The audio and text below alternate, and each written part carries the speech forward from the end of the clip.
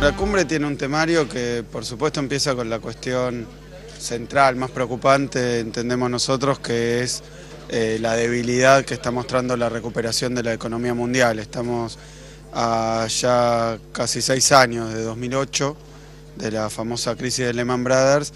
y lo que encontramos es que la economía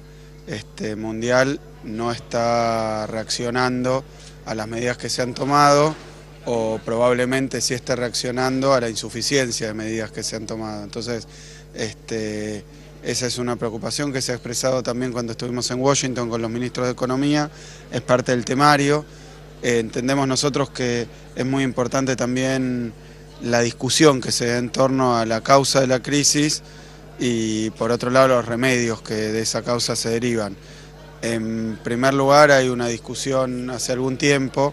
Me parece que es demasiado extensa esa discusión, pero la cosa sería si de la crisis se sale con medidas tendientes a incrementar la productividad, la oferta, a través de reformas estructurales, o si concretamente lo que está ocurriendo es que hay una deficiencia de demanda a escala internacional. Probablemente esas visiones, que son visiones contrapuestas, se expresen acá en el debate con los presidentes y en el G20. Esperamos nosotros que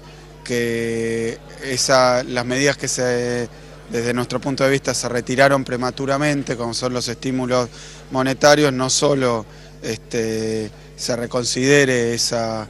presunta situación ya de recuperación que llevaba a terminar con el estímulo, sino que además se complemente con medidas de corte fiscal vinculadas al incentivo, al estímulo, a la demanda agregada global, porque están dando mal el nivel de actividad, está andando mal el nivel de empleo, está andando mal el comercio, y la verdad que el G20 es un grupo realmente muy apropiado para discutir qué medidas se pueden tomar a escala planetaria a través de las más grandes potencias y también los países que participamos de los emergentes, para que mancomunadamente se encuentre una respuesta a esta situación. Cuando uno analiza el crecimiento de la economía global, ve que el principal problema hoy sigue siendo Europa. Por lo menos las perspectivas de crecimiento se redefinen a la baja en los últimos meses, y ellos no ensayan, hasta por lo menos públicamente, una autocrítica respecto de los estímulos a la oferta como única opción para salir de la crisis.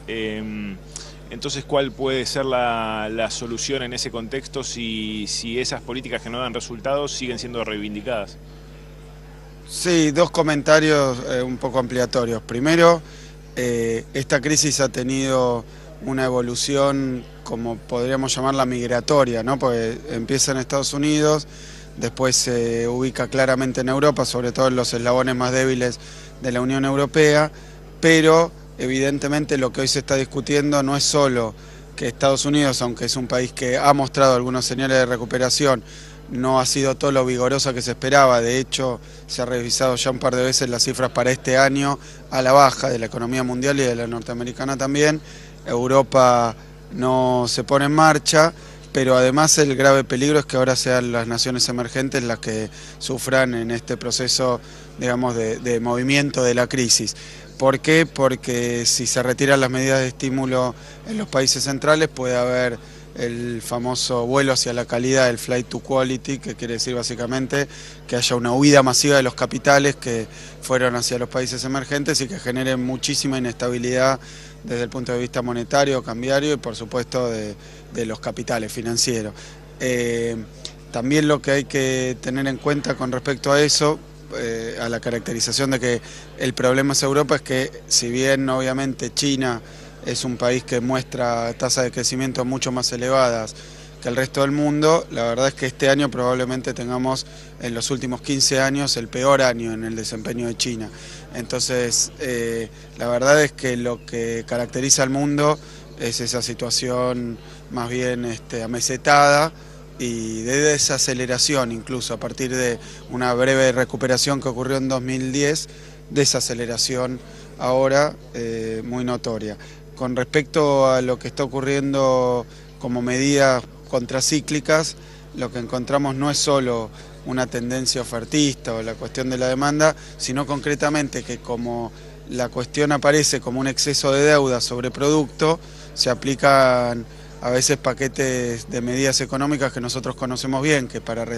liberar recursos para poder pagar la deuda se tiende al ajuste fiscal, todo lo contrario, digamos, a medidas de expansión de la demanda. Y ese ajuste fiscal después termina teniendo el efecto contrario, porque no solo no se cura el asunto de la deuda, sino que además caen los productos brutos de las economías y la relación deuda-producto no está mejor hoy que lo que era antes, sino que está peor. Entonces el supuesto remedio no solo no cura, sino que probablemente enferme.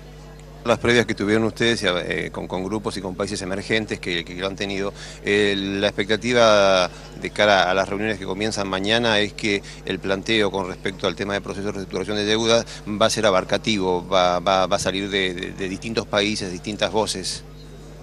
Sí, eso ya ha ocurrido.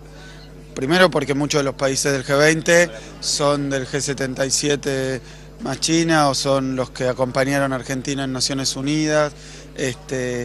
y la preocupación es generalizada. Por supuesto que estas cumbres tienen su propia dinámica, también hay conflictos que tienen que ver con la cuestión de Ucrania, de aquel avión en Malasia. Bueno, son otros temas que también van a ser tratados, o sea, no hay un tema excluyente, está lo político, no es solo lo económico, aunque sabemos nosotros bien que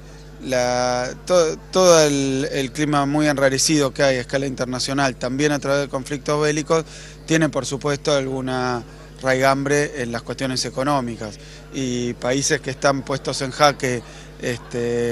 por grupos financieros, bueno, también es una forma de ejercer violencia. Entonces, la verdad es que entendemos que la preocupación es generalizada y que así va a ser discutido. Que es lo que busca Argentina y lo que logró que la ONU lo apruebe, no aparece como un tema indispensable para todos los que forman parte del G20. Sí, la reestructuración como un problema, pero no que esa sea la solución. Hay algunos países que buscan distintos caminos. Lo que todos hacemos es reconocer que hay un problema en la reestructuración de deuda soberana, que hay que resolverlo, porque ha creado crisis en muchos países, crisis que después se transforman también en crisis políticas, como ha ocurrido en África y en el Medio Oriente. Pero sin duda alguna muchos países del G20 son parte del G77 más China, quieren una resolución a nivel Naciones Unidas, otros países, una minoría, prefieren otras soluciones. Todos reconocemos que hay que buscar una solución y lo que nosotros estamos haciendo es que ese tema de la reestructuración de deuda soberana, o sea un tema importante dentro de los debates que se dan no solo en el G20, sino en todos los foros internacionales. También hay otros temas que la Argentina cree que son importantes que el G20 trate y que seguramente van a ser tratados, que son el trabajo digno, el trabajo inclusivo, la necesidad de trabajar en temas de infraestructura, de aumentar la infraestructura para motorizar la economía, el tema del aumento de la demanda para la salida de la crisis económica, ¿no es cierto? La evasión fiscal, que es un tema que la presidenta Cristina Kirchner viene instalando desde el G20 que se realizó en Francia, allá en Cannes, donde por primera vez se dio a conocer los países que son lugares de evasión fiscal, o sea, países que alimentan la evasión fiscal. Y por último, la Argentina también tiene una larga serie de reuniones bilaterales con otros países para tocar estos temas, ¿no es cierto? Sí, yo complementando simplemente la cuestión de las diversas soluciones. Hay muchos que piensan que la solución puede estar en el Fondo Monetario Internacional, que puede estar en los cambios en los contratos. La verdad es que nosotros festejamos, celebramos que se propongan diversas soluciones, lo que pasa es que nos parece insuficiente. Así que evidentemente el Fondo Monetario Internacional tiene que tener un papel, también los contratos tienen que modificarse, pero desde el punto de vista de la cuestión, fácticamente, si uno la estudia, cómo es una respuesta que pueda ser efectiva, la verdad es que se necesita instrumentar algún mecanismo internacional de solución de diferendos, pero además que permita que los ataques de los fondos buitres, que han sido feroces y lo van a seguir siendo, no puedan reproducirse. Y esto implica también un fuerte compromiso de todos los países que forman parte del G20 para no darles cabida y, al contrario, no darles incluso mayor poder de daño.